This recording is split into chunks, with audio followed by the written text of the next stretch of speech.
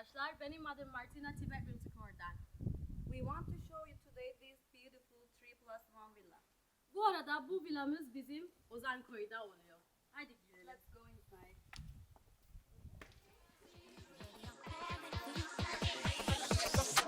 We were playing with fire. We're just getting started, baby. Everything turned to dust. I can't control myself lately.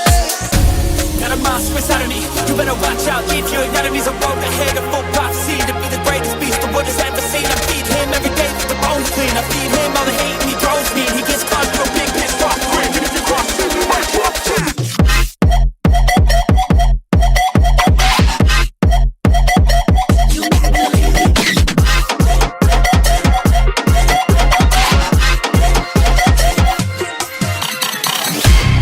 Every day I want your touch. In every way I can't give it up.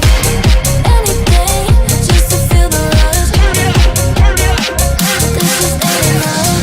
And this world ain't right, I'm receptive. Negative energy, I expect it. Once it's in your mind, it's infectious. So fight for your life and reject it. You better give me space, I'm protective.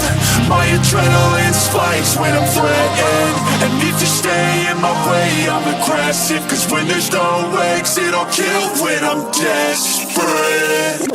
You can say that I'm nothing, but you don't